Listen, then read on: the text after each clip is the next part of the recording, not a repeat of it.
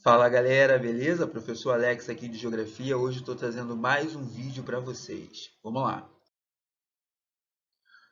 Hoje nós vamos falar sobre oceanos, mares e estreitos, né? Vamos entender ali os seus usos e as suas disputas.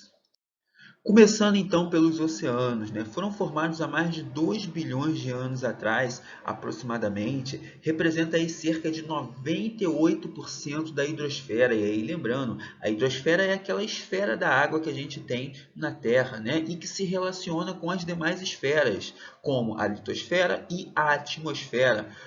Na interação dessas esferas, a gente tem a chamada biosfera, que é a esfera da vida. Legal? Bom, os oceanos, em média, eles têm uma profundidade de 3.790 metros. Tá bom? Eles podem se dividir de duas formas, né? Olha que curiosidade bacana. A gente pode ter aí os chamados oceanos, que na verdade nada mais é do que uma grande extensão de massa de água que vai envolver os continentes, né? Assim como a gente tem também os mares.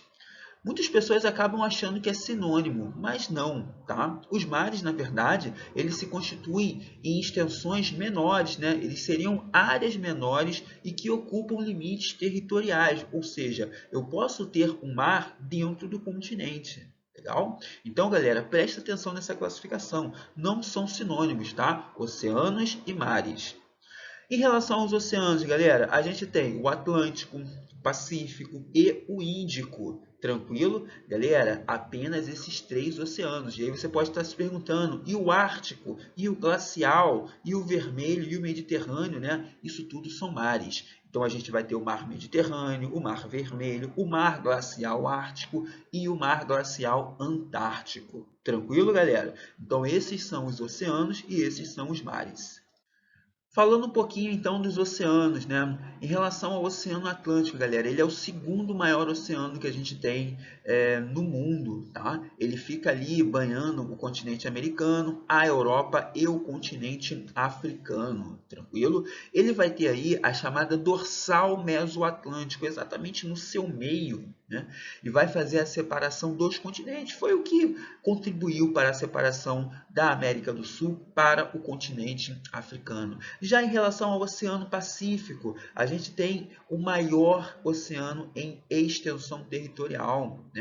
Ele vai banhar aí os continentes americanos, asiático e australiano. Se vocês olharem no mapa, eles até pegam uma parte lá, né, do lado leste e outra parte do lado oeste.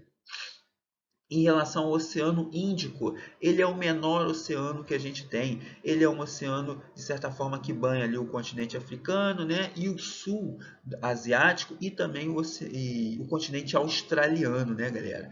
E fica bem nítido a gente estar olhando esse mapa e observando, né, essa extensão menor que o Oceano Índico tem. Consequentemente, galera, leva o nome de Índico pela proximidade, né, pela influência da Índia que tem ali.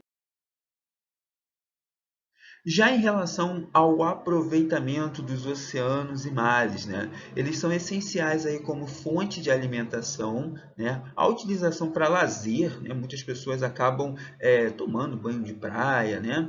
E até mesmo como rota de navegação marítima, né? Isso é fundamental ali na utilização de um transporte, seja até de passageiro ou também de transporte de carga.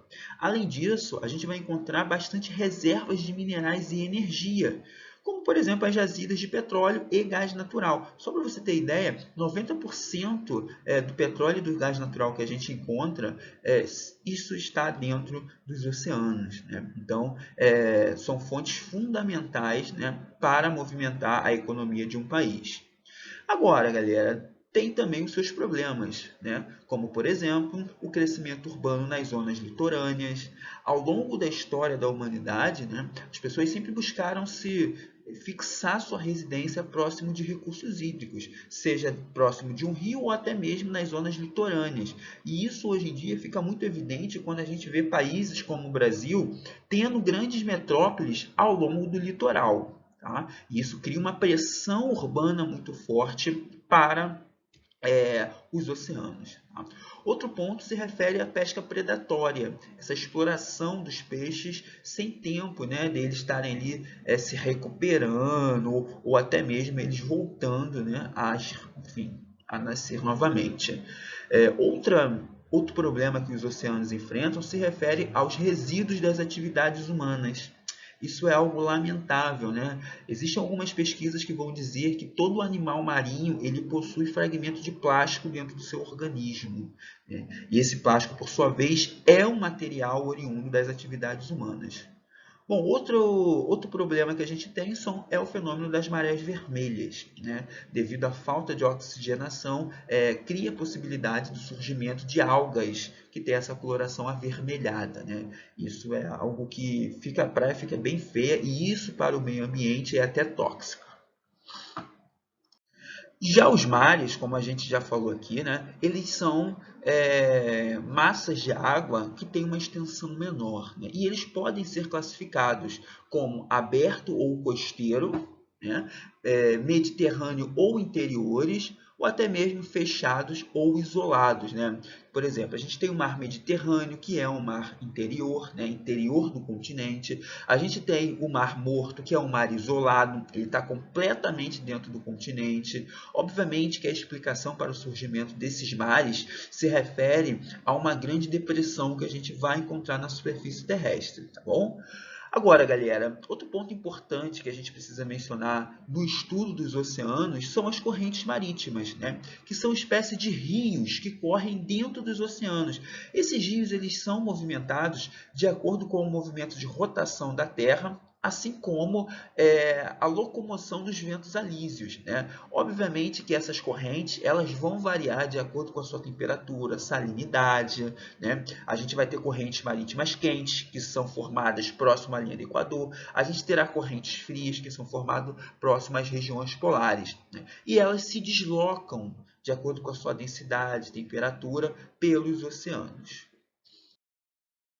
Já os estreitos e canais. Vejam bem, galera, esses estreitos e canais, na verdade, são ligações, né, entre dois corpos de água, ou até mais, podem fazer até a ligação de dois mares, né, sendo que eles acabam levando o nome de estratégico, porque, de certa forma, são áreas estratégicas. Então, só para você ter uma ideia, a gente tem o Canal do Panamá, que fica ali na América Central, tá? No Panamá, certamente. E aí, vejam bem, qual é a importância? Qual é a importância estratégica desse canal? Se refere à navegação marítima. Ele vai fazer a ligação do Oceano Atlântico com o Oceano Pacífico. Se ele não existisse, os navios teriam que fazer a volta lá na pontinha da América do Sul. Então, o Canal do Panamá é fundamental para encurtar a distância, né? Além disso, tem um outro exemplo, que é o Canal de Suez. O Canal de Suez fica ali no Chipre africano, né? Ele fica ali abaixo do Oriente Médio. Qual é a sua importância? É fazer a ligação do Mar Vermelho para o Oceano Índico. Legal, galera? Então, observe como essas regiões de estreitos e de canais são essenciais em termos geopolíticos, né? Já que movimenta a economia e movimenta também as rotas de navegações marítimas. Bom, galera, obrigado pela atenção. Vou ficando por aqui e até a próxima.